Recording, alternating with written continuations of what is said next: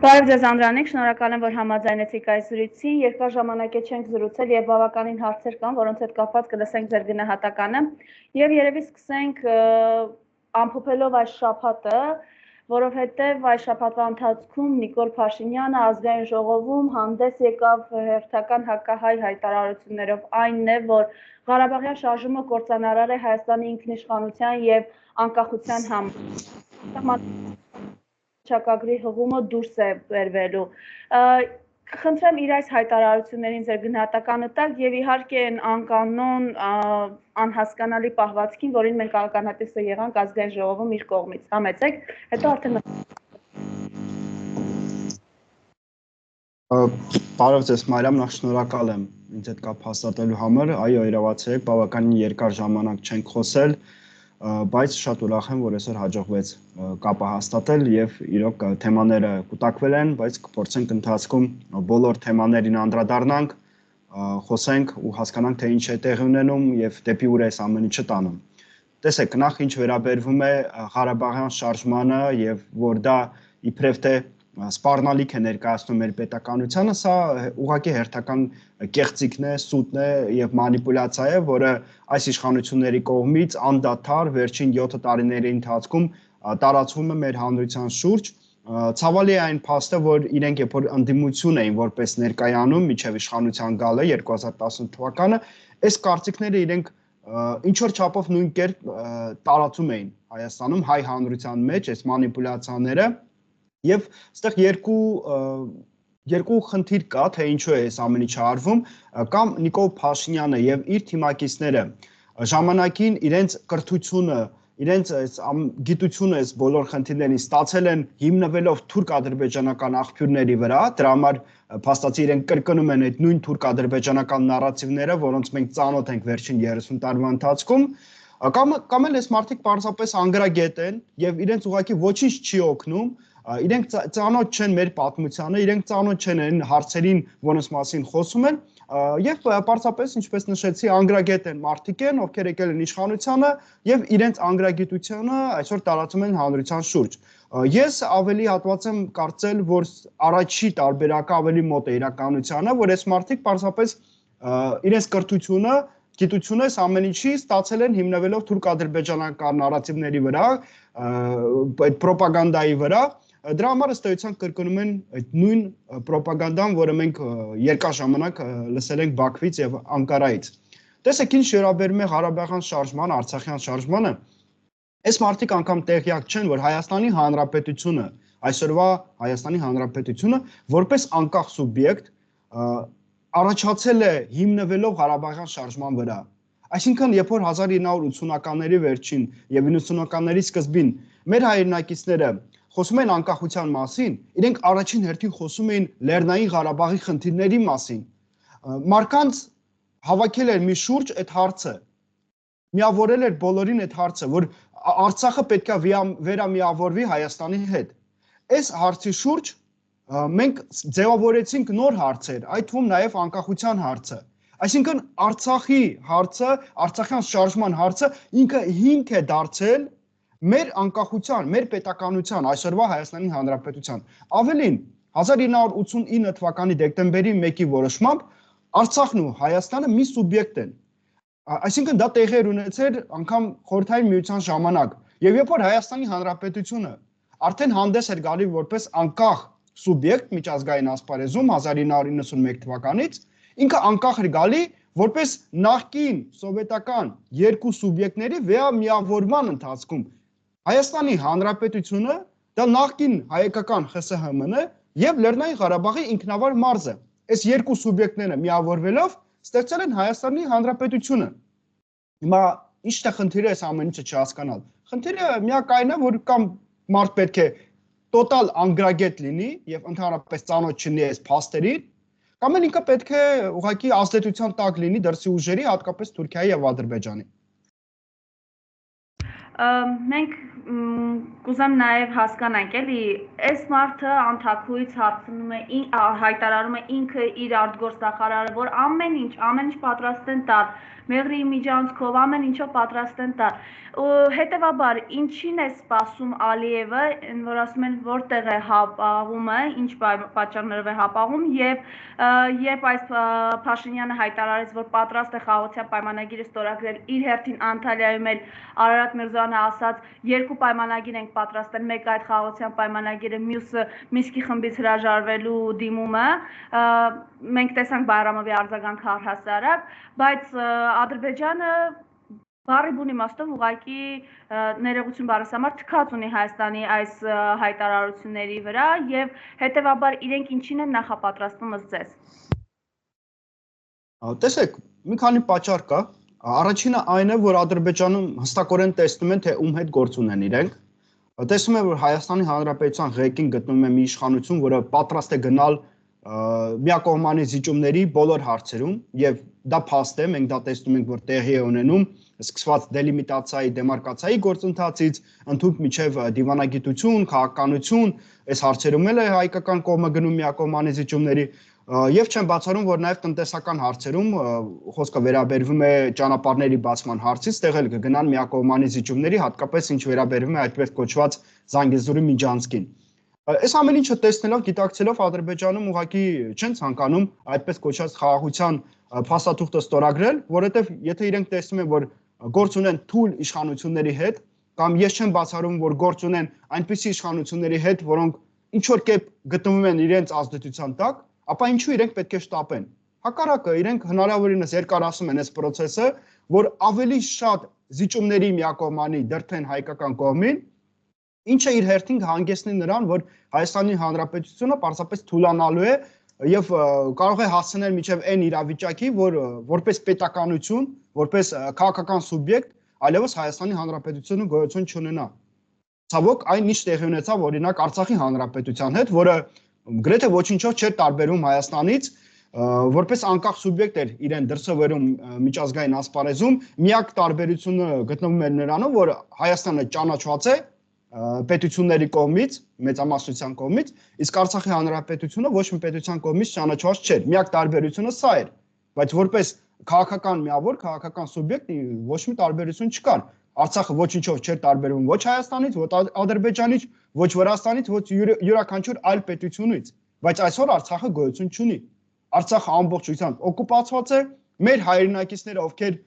դարեր շարունակ, հազարամյակներ շարունակ բնակվում էին Արցախում, այդ հնարավորությունը այսօր չունեն եւ ինչով են դրանից տարբերվում օրինակ մեր հայրենակիցները, ովքեր այսօր բնակվում են Սյունիքում, Վայոց ձորում, Արարատի մարզում, Տավուշում կամ յուրաքանչյուր այլ մարզում Հայաստանի Հանրապետության։ Նույն կերպ Ադրբեջանը կարող է օկուպացնել այդ տարածքները եւ այսօր մենք արդեն իսկ տեսնում ենք, որ ինչպես Ադրբեջանում, այդպես էլ միջազգային ասպարեզում գեներացվում է Ադրբեջանի կողմից այն գաղափարը, որ Հայաստանը երբեք գոյություն չի ունեցել, որ Հայաստանը որպես սուբյեկտ ձևավորվել է իբրև թե ադրբեջանական տարածքների վրա է եւ խոսքը գնում է այդպես կոչված արևմտյան Ադրբեջանի մասին։ Այսինքն Բաքվում արդեն իսկ գեներացնում են այդ հարցը, ինչպես իրենք 30 տարի շարունակ գեներացնում են այն, որ Արցախը հայկական չէ, Արցախը օկուպացված է եւ այլն, որ կյանքի կոչեն նույն ծրագրերը։ Այսինքն նույն կերպ Արցախի, ինչպես Արցախի վերաբերյալ իրենք իրականացեցին իրենց պլանները, այդ նույն պլանները ունեն այսօր Հայաստանի նկատմամբ։ Տարածքային նկրտումները ակնհայտ են եւ չեն էլ թաքցնում։ Ընդհանուր միջև նախագահի մակարդակով Ադրբեջանի տարածքային նկրտումներ հնչում են Հայաստանի նկատմամբ։ Հիմա այս ամեն ինչը հաշվի առնելով իհարկե պարզ է դառնում, որ քանի որ հայկական իշխանությունը այնքան թույլ է կամ ազդեցության տակ է գտնվում, Ադրբեջանը դրդում է նոր զիջումների։ Եվ խոսքը չի սահմանափակվում Մինսկի խումբի այդ հարցով, որ պետք է այլևս գոյություն չունենա, որ տարածքային ինչ որ միակողմանի զիջումների պետք է հայկական կողմը գնա այդ դելիմիտացիայի դեմարկացիայի ընթացքում, կամ որ սահմանադրական փոփոխություններ պետք է լինեն, այնտեղ հետագայում նոր հարցեր են բացվելու եւ այդ հարցերն էլ չեն էլ թաքցնում։ Էքսպերտային մակարդակով արդեն իսկ հնչում են, օրինակ որ Հայաստան պետք է վերադառնան իբրև փախստականներ, ադրբեջանցի, այնտեղ խոսքը գնում է 100 հազարավոր մարդկանց մասին, այնտեղ խոսք է գնում, որ Զանգեզուրը կամ Սյունիքի մարզը այսօրվա իբրև թե նախկին ադրբեջանական տարածք է եւ չեն բացառում, որ այդտեղ ավտոնոմ ռեժիմ պետք է լինի, խոսք է գնում Միջանցքի մասին, Զանգեզուրի, հասկանում եք, այս հարցերը անդադար ադրբեջանական կողմը առաջ է բերելու Եվ այս ամեն ինչը իհարկե հանգեցնելու է նրան, ինչի մասին ես քիչ առաջ խոսեցի, որ հայկական պետականությունն է վտանգի առաջ կանգնելու։ Ինչ սցենարներ ունեն ադրբեջանական կողմը, առաջին սցենարը այն է, որ Ադրբեջանում տեսնում են, որ Հայաստանը մոտենում է պարլամենտական ընտրություններին եւ այսօրվա իշխանությունը Հայաստանի ըստ էության ոչինչ չունի հայկական հանրությանը ցույց տալու համար, ինչը իրեն ապահովի իր վերընտրությունը։ Դրա համար հայկական կողմին անհրաժեշտ է այդպես կոչված այդպես կոչված խաղաղության պայմանագիրը։ Իհարկե Ադրբեջանում սա տեսնում եւ հասկանում է։ Դրա համար միջև ընտրությունները մնացել է 1-1.5 տարի, Ադրբեջանը փորձելու է հայկական կողմից հնարավորինս շատ զիջումներ միակողմանի ստանալ։ Իսկ հայկական կողմը այդ պատրաստականությունը հայտնում է եւ գնում է դրան միակողմանի զիջումների, որովհետեւ իրենք ալտերնատիվ չունեն։ Ոչ մի այլ հնարավորություն չունեն, իրենք ձախողել են ինչպես ներքաղաքական հարցերում, տնտեսական, սոցիալ հարցերում, այդպես էլ արտաքին քաղաքականության մեջ։ Իրենք տոտալ ձախողման մեջ են գտնվում։ Իրենց ռեյտինգը այսօր բավականին ցածր է եւ դրա մասին վկայում են բոլոր աղբյուրները։ Եվ իհարկե այս ամեն ինչից ելնելով իրենք գնալու են միակողմանի զիջումների։ Դրա համար այս 1-1.5 տարին բավականին վտանգավոր է մեր հանրության համար։ Ես հենց դա է պատճառը, որ ես անընդհատ ասում եմ, որ պետք չի սպասել մինչև ընտրություններ։ Մենք մինչև ընտրությունները հնարավորինս սեմ ժամկետում բոլոր հնարավոր մեթոդները պետք է կիրառենք, որ այսօրվա իշխանությունը այլևս իշխանությանը չգտնվի, որ Նիկոլ Փաշինյանի ռեժիմը տապալվի։ Մենք հնարավորինս բոլոր մեթոդներ պետք է դրա համար կիրառենք։ Ինչ հնարավորություն ունի ինչպես ընդդիմությունը պարլամենտական, այդպես էլ պարլամենտից դուրս ուժերը գտնվող։ Պետք է միավորվեն այս գաղափարի շուրջ։ Սա առաջին սցենարն էր, որ այդ ընտրությունների հետ կապված։ Երկրորդ սցենարը կապված է միջազգային ասպարեզում տեղի ունեցող հարցերին, հատկապես Միացյալ Նահանգներ Իրան այս բանակցությունների ընթացքին, այստեղ մենք տեսնում ենք հետևյալը, որ Ադրբեջանը բավականին սեղմ հարաբերություններ ունի Թուրքիայի հետ, Թուրքիան ՆԱՏՕ անդամ պետություն է եւ իհարկե դաշնակից է համարվում Միացյալ Նահանգներին։ Երկրորդը Ադրբեջանը սեղմ հարաբերություններ ունի Իսրայելի հետ, Իսրայելի թիվ 1 թշնամին մեր տարածաշրջանում դա Իրանն է, եւ չնայած որ կան ինչ որ խնդիրներ Իրան Թուրքիա-Իսրայել հարաբերություններին, բայց ակնհայտ է որ դա ձևական բնույթ է կրում, իրականում համագործակցում են Թուրքիան եւ Իսրայելը եւ այս հարցում իրենք բոլորը միակար են, որ Իրանի վրա պետք է ճնշում իրականացվի, որովհետեւ դա բոլորին է ձեռնտու, դա բոլորի շահերից է ելնում, հատկապես այս 3 պետությունների Թուրքիա, Ադրբեջան, Իսրայել։ Եվ այս հարցում, երբ որ բանակցությունների գործընթաց է տեղի ունենում Վաշինգտոնի եւ Թեհրանի միջեւ, եթե այդ բանակցությունները չհանգեցնեն կողմերի համար արդարացի ինչ որ որոշմանը, ապա կարող է լինել այն սցենարը, որ Միացյալ Նահանգները իր դաշնակիցների հետ միասին տարածաշրջանային, հատկապես Իսրայելի, կսկսեն ռմբակոծել Իրանը։ Երբ որ իրենք ռմբակոծեն Իրանը, Իրանը այլևս հնարավորություն չի ունենա այդքան ակտիվ գործողություն ցուցաբերի Հայաստանի անվտանգության հարցում, ինչպես հիմա է անում։ Հատկապես խոսքը վերաբերվում է այդպես կոչված այդ Զանգեզուրի Միջանցքին, Ադրբեջանի տարածքային նկրտումներին եւ այլն։ Եվ երբ որ դա տեղի ունենա, իհարկե Ադրբեջանը հասկանալով թե ինչպիսի իշխանություն է այսօր Միացյալ Նահանգներում եւ ունենալով սեմ հարաբերություններ Թուրքիայի եւ Իսրայելի հետ, կփորձի Զանգեզուրի Միջանցքի պրոյեկտը վաճառել Վաշինգտոնի վրա, հետեւյալ գաղափարը առաջ բերելով, որ այս միջանցքը, եթե դուք մեզ թույլ տաք, որ մենք ուժով ստանանք վերահսկողություն, ապա ինքը ձեզ հնարավորություն կտա, որ դուք հավելյալ ճնշում իրականացնեք Թեհրանի վրա, որովհետև այս միջանցքը կկտրի Իրանին Հայաստանից եւ հետեւաբար Իրանը հնարավորություն չի ունենա կապ հաստատել Ռուսաստանի եւ եվրոպական պետությունների հետ Հայաստանի եւ Վրաստանի տարածքով։ Եվ նաեւ մենք որպես Ադրբեջան կդադարեցնենք այն ծրագրերը, լոգիստիկ ծրագրերի մասին է խոսքը գնում, որտեղ մասնակցում է Իրանը։ Հասկանում եք, եւ իհարկե ես չեմ բացառում, որ Տրամփի ադմինիստրացիան, քանի որ տեսնում եք, որ հիմնականում ինքը հիմնվում է տնտեսական հարցերի վրա, կարող է հետաքրքրված լինել այս ծրագրում։ Եվ դրա համար սա պահպանում է Ադրբեջանը որպես երկրորդ սցենար, որը կարող է կյանքի կոչվել նաեւ։ Այս վտանգները հաշվի առնելով մենք պետք է նորից եմ ասում հնարավորինս սեմ ժամկետում հասնենք նրան, որ Հայաստանի Հանրապետության իշխանությունը գտնվի մի ուժ, որը լինելու է պրագմատիկ, հայրենասեր, այլ ոչ թե միակողմանի զիջումների անդադար գնալու, վախկոտ իշխանություն է լինելու է դրսի ուժերի ազդեցության տակ, եւ ունակ չի պաշտպանել մեր պետականության եւ ազգային անվտանգությունը։ Ես կուզեմ նաև անդրադառնալ այն գեներացվող ատելությանը, որ փորձում են արցախցիների նկատմամբ էլ ավելի մեծ չափերի հասցնել։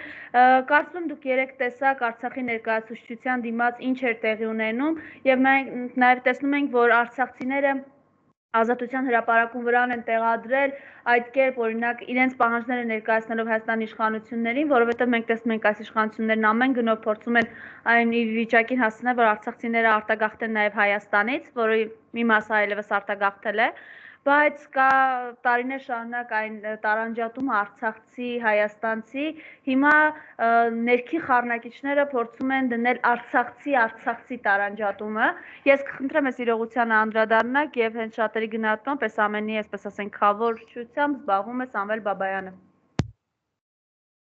Իհարկե այս հարցերում առաջին թիվ 1 է հետաքրքրող է այսօրվա իշխանություններն են այդ պարակտման, որովհետև իրենք այլ հնարավորություն չունեն իշխել Հայաստանում, քան պարակտել մեր հանրությունը։ Տեսեք, իրենք 2018 թվականին էլ երբ հորեկան իշխանությանը ինչ գաղափարներ էին տարածում, սևեր սպիտակներ, նախկին ներկաներ, որոշ գաղափարներ մինչ օրս պահպանվել են, հատկապես այդ նախկին ներկաների գաղափարը, կամ, չգիտեմ, հայաստանցի, սփյուռքահայ, արցախցի, հայաստանցի եւ այլն, այսինքն մեր ազգը իրենք փորձում են պարակտել, որովհետեւ սա պատմականորեն հայտնի գաղափար է, որ երբ որ դու պարակտում ես հանրությունը, քեզ ավելի հեշտ է լինում կառավարել այդ հանրությունը եւ ցավոք հենց դա է տեղի ունենում այսօր, որովհետեւ երբ որ մեր հանրությունը, մեր ազգը միավորված էր, ինչը օրինակ 90-ականների սկզբին էր տեղի ունեցել, մենք միասնության արդյունքում հաղթանակի հասանք Արցախյան պատերազմում եւ ազատագրեցինք ոչ միայն Լեռնային Ղարաբաղի ինքնավար մարզը, այլ նաեւ Ղարաբաղի շուրջ պատմական հայկական տարածքները։ Հիմա մեր հանրությունը պետք է իր ընտրությունը կատարի ուղղակի այս հարցում, կամ ինքը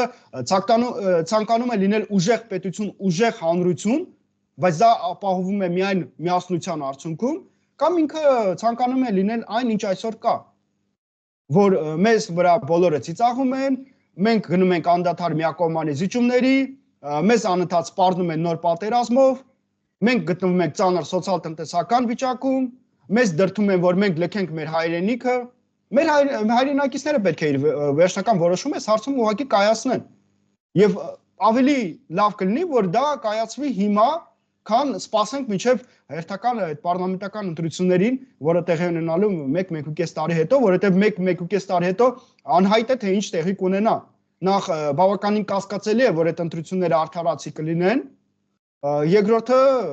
ռիսկերը այնքան շատ են Հայաստանի նկատմամբ, որ կարող է մենք նոր զիջումներով գնանք միջև այդ ընտրություններ, նոր կորուստներով, եւ խոսքը գնում է ոչ միայն տարածքային կորուստների, այլ նաեւ մարդկային, ինչը անվերադարձալի է ուղղակի լինելու եւ բավականին ցավալի է լինելու մեր հանրության համար։ Եվ որպեսզի դա տեղի չունենա, մենք արդեն իսկ այսօր պետք է գործենք։ Տեսեք, ինչ վերաբերում է արցախցիների նկատմամբ, արցախահայության նկատմամբ այդ խոսքերին, որ հնչում են որոշ մեր քաղաքացիների կողմից եւ հատկապես իշխանությունների կողմից, այստեղ ես հետեւյալ համեմատություն եմ միշտ անում, մենք օրինակ ունենք գերմանացի ազգի, որը ես կարծում եմ ոչ մեկ չի կասկածում, որ բավականին կրթված, ինտելեկտուալ բարձր ազգ է, բայց տեսեք, երբ որ իշխանությանը եկան նացիստները, ինչպեսի հանրություն դա դարձավ։ Ատում էր ազգային բանի վրա, այդ սեռական եւ ռասայական այդ ատելությունը տարածվեց հանրության մոտ։ Որովհետեւ հանրության զգալի մասը սա վերաբերվում է ոչ միայն հայերին, սա բոլորին է վերաբերվում, այդ թվում նույն գերմանացիներին։ Հանրության զգալի մասը ինքը գտնվում է միշտ ազդեցության տակ։ Իշխող էլիտայի ազդեցության տակ։ Քչերն են, որ ինքնուրույն իրենց կարծիքը ունեն եւ կարող են դա պահպանել անկախ նրանից, թե ինչպիսի իշխանություն է եւ ինչպիսի էլիտա է։ Դա քչերն են։ Մեծամասնությունը այնպիսին է, որ ինքը կրկնում է նույն թեզերը, որը լսում է, տեսնում է։ Մացավոք սրտի մեր իշխանությունը գտնվում է մի ուժի վերահսկողության տակ, որը տարածում է այդ ատելությունը։ Այսինքն Արցախահայության նկատմամբ ատելություն տարածող աղբյուրը այսօրվա իշխանությունն է, Նիկոլ Փաշինյանի ռեժիմն է։ Եվ հավատացեք, այն օրը, երբ որ իշխանափոխություն տեղի ունենա, իսկ դա ես վստահ եմ, որ շատ շուտ է տեղի ունենալու, որովհետև ելք մենք չունենք, այլ ելք չկա։ Կամ մենք իրենք իրենց պետք է իշխանությունից վրընդենք, կամ իրենք են հասնելու նրան, որ մենք մնալու ենք առանց պետության, առանց հայրենիքի։ Այս ալտերնատիվում որոշում եմ միակն է։ Եվ այս պարագայում ինչն է ասածս, որ երբ որ իշխանապահություն տեղ ունենա եւ իշխանությանը կան պրագմատիկ հայրենասեր ուժեր, հավատացեք նույն են քաղաքացիները, որոնք այսօր հնչեցնում են այդ կեղտոտ գաղափարներ, կեղտոտ խոսքերը արցախայության նկատմամբ, հենց նույն այդ մարդիկ արդեն այլ խոսքեր են հնչեցնելու, որովհետեւ իրենք գտնվելու են, շարունակելու են գտնվել ազդեցության տակ էլիտայի։ Հիմա բայց տեսեք նաև կուզեմ ու գնահատեք, որ իրենք շարունակում են գեներացնել այդ Ալեն Սիմոնյանի հայտարարությունը մնայիք կռվեիք կամ այլ կերպ ասած մնայիք մեռնեիք ու ցեղասպանվեիք։ Ես կուզեմ այս մասով ձեր կարծիքը արտահայտեք։ Կարծում եմ, բայց երեք զոհվածի հերոսածին մայրը իր խոսքը, չգիտեմ եթե հասցրել եք ծանոթանալ, ինչ պետք էր ուղղակի ասած այս մարդկանց, բայց եւ այնպես խնդրեմ։ Իհարկե, հավանաբար իրենց ցանկությունը հենց դրանում էր, որ Արցախայություն այլևս գոյություն չունենար։ Հենց դա է երևի պատճառը, որ նմանատիպ կեղտոտ թեզեր են հնչեցնում, տարածում մեր հանրության մեջ, որ մնայք կռվեիք։ Մնայք կռվեիք, որ ինչ 100-150,000 կամ թող լինի 180,000 քաղաքացի, որոնցից մեծամասնությունը դա կանայք եւ երեխեք էին, պետք է կռվեին ում դեմ 10 միլիոն ադրբեջանցիների դեմ, որոնց աջակցում էր Թուրքիան, Պակիստանը եւ մի շարք այլ պետություններ, այս պատերազմում չէ որ ելքը հասկանալի էր թե ինչպես էր ավարտվելու, տոտալ էթնիկ զտումներով եւ ցեղասպանությունով էր այս ամեն ինչ ավարտվելու։ Ինչա մենք կադրեր չենք հիշում, մոռացության ենք արդեն ենթարկել, թե ինչպես էին ծեր մարկանց գլուխներ կտրում Արցախյան պատերազմի ժամանակ 2020 թվականին, ինչպես էին կանանց սպանում, երեխեքի ուղղությամբ էին երեխեքին էին ռմբակոծում, դպրոցներ, հիվանդանոցներ եւ այլն։ Եվ այս պատերազմում ինչ ելք պետքա լիներ։ Իհարկե ելքը այդ միակն է լինելու, որը ամբողջությամբ ցեղասպանության են ենթարկելու մեր հայրենակիցներին։ Եվ իրենց ցանկությունը գուցե հենց դրանում էր, որ Արցախայություն այլևս գոյություն չուներ։ Գիտեք, ես հիշում եմ այդ հայտնի թեզերը, որոնք Օսմանյան կայսրության իշխանությունների կողմից էին հնչում ցեղասպանության ժամանակ, ասում էին չկան հայերը, չկա հայկական հարցը։ Ես չգիտեմ որքանով ազդեցության տակ են գտնվում Թուրքիայից, չեմ բացառում, որ այդ ազդեցությունը կա, որովհետև այնտեղ որոշ падգամավորներ նաև կան, ովքեր ուսում են ստացել Թուրքիայում, գուցե իրենք կրթվել են այս խոսքերի հիման վրա, իրենք իրենց գաղափարները ներգրավել են հենց այս խոսքերի հիման վրա, որ չկան հայեր, չկա հայկական հարցը, այսինքն չկա արցախահայությունը, չկա Արցախի հարցը։ Նույն այդ թուրքական թեզերը դա է միակ պատճառը, ես այլ պատճառ չեմ տեսնում։ Իսկ Ալեն Սիմոնյանը կամ մնացած այլ անձինք, ովքեր մեծ այդպիսի հայտարարություններ են անում, իշտեր իրենց խանգարում զենքը վերցնեն եւ գնային մեր հայրենիքը պաշտպանելու։ Չէ՞ որ իրենք այդպիսի պաշտոններ են ստանձնում, նման պատասխանատվություն են վերցնել իրենց ուսերի վրա եւ կրում են, բա այդ պատասխանատվությունը ինչպես պետքա լինի։ Միայն այնա, որ աշխատավարձ ստանան, լավ մեքենաներ վարեն, երկրից երկիր գնան հանգստանալու, միայն դա է։ Ոչ, նաև պետք է պատրաստ լինեն յուրաքանչյուր պա զենքը ձեռքները վերցնեն եւ գնան նաև մարդու պատերազմեն, պաշտպանեն մեր հայրենիքը։ Բա իրենք ինչով են տարբերում յուրաքանչյուր այլ մեր հայրենիքցի, այլ քաղաքացուց։ Օրինակ յուրաքանչյուր գյուղում ապրող քաղաքացուց Ալեն Սիմոնյանը կամ այլ մարդիկ ինչով են տարբերվում։ Ոչինչով։ Նույն իրավունքները ունեն, նույն պարտականությունները ունեն եւ պարտավոր են նույնպես պաշտպանել մեր հայրենիքը։ Եվ հերո չէ այն օրը, որ իրանք նույն սյունեցուն կասեն մնայք կռվեիք, Տավուշեցուն մնայք կռվեիք, ինչ ասեմ, Վանաձորցուն մնայք կռվեիք, Գյումրեցուն հետո արդյունքում կմնա Երևանցիներ, մնայք ձեր տները պաշտպանեիք ու կռվեիք։ Դե այս գաղափարները վերջը հենց դրան է տանելու, ես դրա մասին կարծեմ հենց ձեզ այդ զրույցի ընթացքում մոտավորապես 1-2 տարի առաջ խոսեցինք, երբ որ 2023 թվականի սեպտեմբեր դեպքերը տեղի ունեցան Արցախում, էթնիկ զտումը եւ Արցախի ամբողջությամբ օկուպացիան, այնտեղ եւս գտնվում էին մարդիկ, անունները հիմա չեմ հիշի հստակ, բայց այսօրվա իշխանությունների ներկայացուցիչներն էին, ովքեր հետեւյալ թեզն էին հնչեցնում, որ դե Արցախում բնակվում են 150,000 մարդ, 3 միլիոնանոց Հայաստանը 150,000-ի համար չի կռվելու։ Ես այն ժամանակ էլ ասացի, որ սա շատ վտանգավոր թեզ է, որովհետև հետագայում ինչ են ասելու, որ Արցախ օրինակ Արցախի կորուստից հետո Սյունիքի վրա հարձակվեն, այնտեղ էլ բնակվում է ավելի քիչ մարդ, քան Արցախում էր բնակվում, ինչ է ասելու են դե այնտեղ 120,000 մարդ է ապրում կամ 150,000 մարդ է ապրում, իրենց համար չեն գնալու կռվելու, եւ սա անդադար է իր բնույթն է կրելու, ընդհանուր մինչև Երևանը, հետո Երևանում են դա ասելու, դե Սեբաստիան Մալաթիայում այսքան մարդ է ապրում, դե չգիտեմ այս մի տեղում այսքան մարդ է ապրում, չեն կռվելու։ Հասկանում եք, այդպես չի կարող լինել։ Դու պարտավոր ես պաշտպանել քո պետականությունը, պետականությունը յուրաքանչյուր տարածքը, որը վերաբերվում է քո պետությանը։ Իսկ Արցախը Հայաստանի Հանրապետության անբաժանելի մասն է միշտ եղել։ Դա ամրագրված է անկախության հռչակագրի եւ սահմանադրության մեջ նաեւ ներկրված է։ Եվ եթե ամփոփենք մեր զրույցը, մի փոքր ավելի մանրամասն կուզեմ անդրադառնալ, որ ըստ էության մենք տեսնում ենք կամ արդյոք կարող ենք ասել, որ Իրանի շուրջ օղակը սեղմվում է, Միացյալ Նահանգներ, Իրան հարաբերությունները, բանակցություններ են ընթանում, ինչ զարգացումներ սպասել եւ եթե այդուհանդերձ Իրանը ներքաշվի մեծ պատերազմի մեջ, դա ինչ հետևանք կունենա Հայաստանի վրա։ Այս պահին դժվար է ասել, թե ինչպես կավարտվեն այդ բանակցությունները, որովհետև իրենք ուղիղ բնույթ չեն կրում, բանակցությունները երրորդ կողմի միջնորդությամբ են տեղի ունենում, եթե չեմ սխալվում, Օմանում են հիմնականում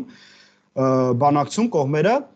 եւ դեռևս երկու կողմերն էլ ծայրահեղ մոտեցում են ներկայացնում, այսինքն պատրաստականություն չեն հայտնում գնալ զիջումների,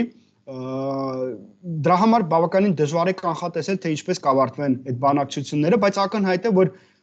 Իսրայելը օրինակ հետաքրքրված է, որ սրվեն հարաբերությունները Միացյալ Նահանգների եւ Իրանի միջև եւ այս ամենը հանգեցնի նրան, որ Իրանը սկսեն ռմբակոծել եւ հետագայում նաեւ չի բացառում, որ որոշ պետություններ, այդ թվում նույն Իսրայելը ցանկություն կհայտնեն իրականացնեն այնպիսի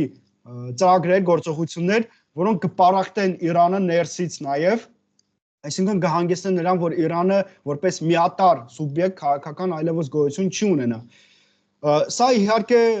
մեծ ռիսկեր է ներկայացնում Հայաստանի Հանրապետությանը, որովհետև այսօր մեր տարածաշրջանում, քանի որ Ռուսաստանը հիմնականում զբաղված է Ուկրաինայի հարցերով, միջազգային ուշադրությունը, գերտերությունների ուշադրությունը հիմնականում Ուկրաինայի հարցով է զբաղված, ֆոկուսը Ուկրաինայի վրա է։ Միակ Իրանն է այդ պետությունը, որը դեռևս խոսում է անընդհատ անվտանգության մասին մեր տարածաշրջանում եւ նաեւ խոսում է նրա մասին, որ անթույլատրելի է, որ միջանցք անցնի Հայաստանի Հանրապետության տարածքով կամ հայկական կողմը գնա միակողմանի տարածքային զիջումների, փոփոխվեն տարածքները մեր տարածաշրջանում եւ իհարկե եթե դա տեղի ունենա եւ Իրանին սկսեն ռմբակոծել, Իրանը հնարավորություն չի ունենա այլևս այդ նույն դիրքերից խոսիր, ինչպես հիմա է անում Եվ սա ուղղակի հնարավորություն կտա Ադրբեջանին օգտվել ստեղծված իրավիճակից եւ նոր ագրեսիա իրականացնել Հայաստանի ուղղությամբ եւ այս ագրեսիան արդեն լինելու է ուղիղ Սյունիքի ուղղությամբ, չեմ բացառում, որ նաեւ Արարատի մարզի եւ Տավուշի ուղղությամբ լինի, որովհետեւ ցավով եմ արձանագրում, բայց Հայաստանի իշխանությունները նաեւ ճանաչում են ինչ որ անկլավներ Հայաստանի տարածքում, որոնք իբրև թե ադրբեջանական են։ Երբ որ դու ճանաչում ես քո տարածքում ինչ որ անկլավներ, դու հնարավորություն ես տալի թշնամի կողմին, որ ինքը հարձակվի քո վրա եւ իր վերահսկողությունը ստանա այդ անկլավների նկատմամբ։ Այսինքն մենք ունենք մի իշխանություն, որը ամեն ինչ անում է, որ Ադրբեջանին այս առանց դրա էլ դժվար իրավիճակում հավելյալ հնարավորություններ տա նոր ագրեսիա սկսել։ Շնորհակալ եմ Անդրանիկ, որ համաձայնեցիք այս զրույցին։